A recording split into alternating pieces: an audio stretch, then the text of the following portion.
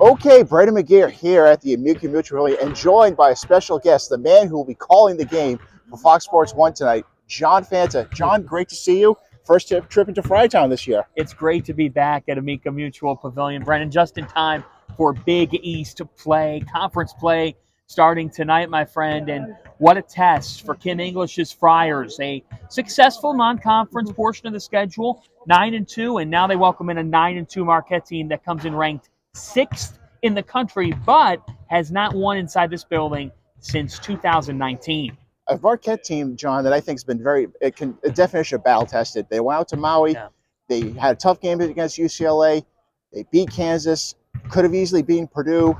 They beat Illinois. They beat throttled Texas at home. You know, this team is definitely right for Big East play. I have a feeling.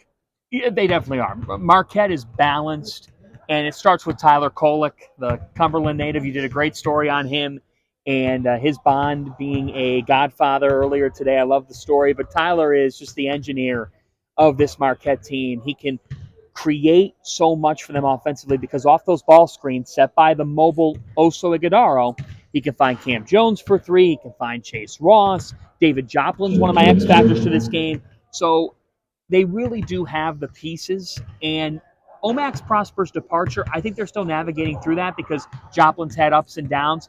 But this Marquette team is dangerous. Where you can expose them is on the glass. That's something I'm looking for tonight in this matchup. Can Marquette be able to hang in rebounding? Last year, Providence out-rebounded Marquette in 2 games against them by a combined 22. And also here, the game here last year, John, 49-19 free throw disparity. I'm sure that ate away at Shaka Smart for a long time. And whoever, we do know who the officials are. We actually mentioned it a little bit a while ago. Whoever they are, I'm sure they're cognizant of that fact. Well, it's a conference opener, too. So this early, these officials are definitely going to be judged. John Cal, the head of Big East officiating, is in the building tonight. Oh, wow. And you had a chance to go to pregame shoot-around, chat with Tyler Kolek. Just what's his mood going to playing maybe potentially his last game here in Providence? Yeah, I think he's got a chip on his shoulder. He's tired of losing in this building. And he talked with me today, as did his dad, Kevin. Kevin said that Tyler, when he went into the transfer portal from George Mason, a lot of interest came in. And Ed Cooley came in late. Providence came in late, but they were really making a push. Shaka Smart stayed on Tyler Kolek, and because of Smart's commitment and giving Kolek the keys, that's what gave Marquette a slight edge over Providence. So I think one thing is, of course, he has a chip on his shoulder playing in this building. You have to if you're a visitor. 2, he hasn't won here. And 3, he could have gone here, but he went to Marquette. He chose a different pathway, and I think it was a little bit out of spite in that Providence didn't recruit him at first. Out of high school. When he was coming up at St. George's. Totally understandable. And we should mention that Marquette, next game after this, they have Georgetown on Friday. So I'm sure Tyler will be amped up for that one. And I think he has more of a chip for that one because it's more of a coaching thing than it is a Providence thing. Ed Cooley did not get him, and Ed Cooley passed on him at first, and that's what leads Kolek to playing a little bit more angry. Can Providence contain him tonight, and can the Friars knock down some threes? Well, and that's been an Achilles heel for them during the non-conference play. Their greatest strength right now, I think, John, is their length on the perimeter. Yeah.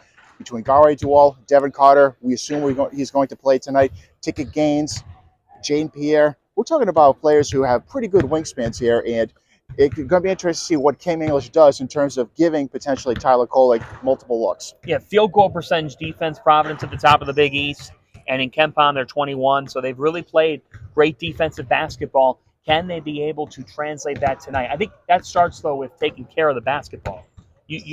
Providence, they have a negative turnover margin. Marquette's turnover margin is +6. So you've got to hang on to the basketball tonight. If you turn it over against Marquette, you're in for a long evening. Well, hopefully we're not in for a long evening because last year these two teams played a double overtime game.